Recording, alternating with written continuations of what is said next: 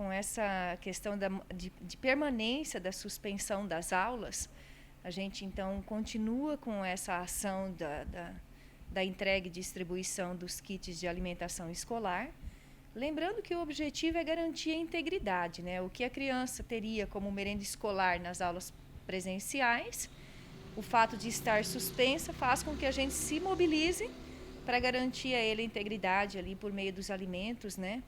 E dizer que para nós assim é um carinho que a gente tem com a criança também, porque o fato da gente estar montando os kits, pensando no cronograma, na distribuição, recebendo os pais ali para a retirada, a gente sente o tempo todo a presença da criança. Então, esperamos também que a criança, que as famílias, sintam esse carinho da rede municipal, de toda a comunidade envolvida, para com eles também. Então, a gente vai para a quarto período de entrega. Iniciamos a entrega no dia 29. Esperamos realizar toda a entrega 29, 30 e 31, que se darão na quarta, quinta e sexta, onde será liberado na segunda o cronograma por ordem alfabética de retirada, e a entrega nas residências também ocorre concomitante ao período de entrega nas escolas. Famílias que têm mais de um filho, funciona como nas edições anteriores também? Isso, importante a gente frisar isso, né? Quem tem mais de um filho, a gente entrega na residência, pensando que é difícil que a família vá até a escola e consiga carregar, às vezes, até 2 ou 3 kits, né? Então, pode aguardar que até na sexta-feira será entregue na sua residência. Também como medida de segurança e prevenção à contaminação da doença, né? Porque a gente consegue ir até lá garantindo que a família também não se desloque até a escola. Mas podem aguardar. Quem tem mais de um estudante, aguarde em sua casa, que entregaremos a partir da quarta-feira. Jane, quais são as famílias contempladas? Os critérios eles permanecem os mesmos. São as famílias beneficiárias do programa Bolsa Família. Lembrando que a gente não utiliza a lista da primeira entrega. Nós atualizamos essa lista mensalmente de acordo com a folha de pagamento do CRAS.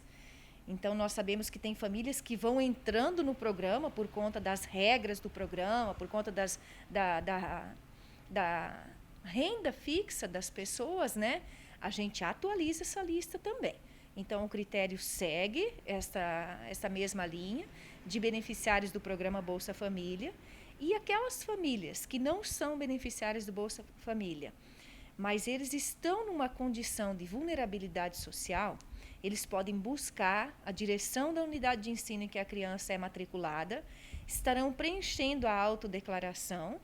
Nós encaminhamos para a assistência social, que é o órgão que tem propriedade para fazer essa avaliação, onde a assistente social faz a avaliação e valida ou não a ficha, mas que a família faça essa autodeclaração, que busque a sua unidade de ensino, converse com o diretor, para que a gente possa manter esse vínculo com a escola e garantir a integridade da criança. A preocupação nossa agora é garantir os nutrientes que a criança teria com a merenda escolar, mesmo sem ter as aulas presenciais, que a gente possa garantir. Até porque as crianças aí não têm as aulas presenciais, mas a movimentação do processo de ensino-aprendizagem permanece acontecendo. Então, aquele carinho que a gente busca ter com a criança, dela acordar, saber que ela pode ter um Danone para tomar, que vai na cesta, o trigo, que os pais podem fazer um bolo, né? Então, em tudo isso a gente pensa para que a gente possa garantir a integridade, sim, mas que a gente possa passar esse carinho da rede municipal para com as crianças. E quais são os ingredientes que vêm nessa cesta, os produtos? Então, os produtos não alteram tanto em relação ao primeiro. Os itens básicos ali que compõem, né, são o arroz, o feijão, macarrão, o extrato de tomate, açúcar, o óleo, farinha de trigo, farinha de mandioca, o fubá. E a gente altera entre o sal, vai o sal também, né? E este mês tiramos o sal, colocamos um achocolatado. Pensando que o sal durou um pouquinho mais e o achocolatado pode estar também agradando a criança, e não só isso, o kit é pensado de uma forma nutricionalmente equilibrada, né? Nutricionista que define. O que altera no kit um pouco mais é a agricultura familiar. porque a gente busca também fomentar a agricultura familiar no sentido de atender as famílias ali com uma fruta, com uma verdura. Então, a gente tem acompanhado o período de safra. Especificamente nesse kit, permanece o iogurte, a batata doce, as folhas e as crianças receberão o inhame. Então, acompanhamos de acordo com o período da safra. Mês passado, nós tínhamos época da pocã e da laranja. Este mês, já não contamos com esse produto na agricultura familiar. Então, a gente vai acompanhando. Lembrando que, como proteína, também vai o frango. E para as crianças da educação infantil, os ovos. Então, a gente tem tentado atender de uma forma nutricional. O parecer da composição do kit é montado por uma nutricionista. E os kits, eles permanecem basicamente com a composição do primeiro, alterando só a agricultura familiar. Aproximadamente quantas famílias devem receber nesta quarta etapa? Nesta quarta etapa, nós projetamos 720 kits, né? Porque lembrando que as famílias, elas recebem por estudante. Então, se tem mais de um estudante se alimenta também, né? Não seria justo nós entregarmos somente um. Então, a gente vai para uma entrega de 720. Lembrando que a gente não projeta um número sem ter uma lista concreta. Seguimos a relação de beneficiários do programa Bolsa Família, juntando as autodeclarações que os pais buscam a unidade para fazer. Então, partimos agora para uma entrega de 720 kits aí para os estudantes da rede municipal, distribuídos em todas as unidades, né? Porque nós temos alunos matriculados também na zona rural, né? Não por isso que vão deixar de receber. E como deve funcionar a distribuição na zona rural? Na zona rural, essa semana, assim, ficou positivo porque coincide com a entrega das atividades.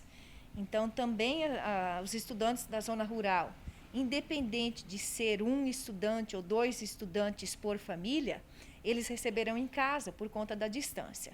Então, os kits serão entregues também por meio do transporte escolar. E neste mês, junto com os kits, as atividades não presenciais serão entregues também. Os pais podem aguardar e contar com esse empenho nosso para que chegue aí nas casas, agradando a criança, fazendo com que a criança também tenha ânimo para resolver as atividades não presenciais, pensando que tudo é um conjunto. Nós não podemos trabalhar a garantia da integridade somente pelo alimento, mas sim dando continuidade ao processo de ensino-aprendizagem, resolvendo as atividades, devolvendo para a escola, como a escola vem se organizando, cobrando das famílias, então que a gente possa trabalhar um todo.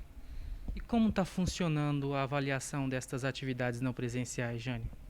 A avaliação ela é de forma constante. Não é porque nós não estamos com as aulas presenciais que o professor ele distancia o olhar da avaliação.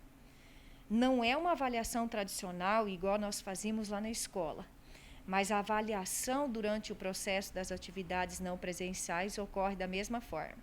O professor avalia se a criança está fazendo as atividades, se ela está fazendo corretamente, se ela precisa de uma mediação. Então, o tempo todo, o professor tem um olhar para a resolução das atividades não presenciais, avaliando a criança também do que está acontecendo. Porque nós precisamos lembrar e reforçar que as atividades não presenciais, elas são computadas como carga horária anual.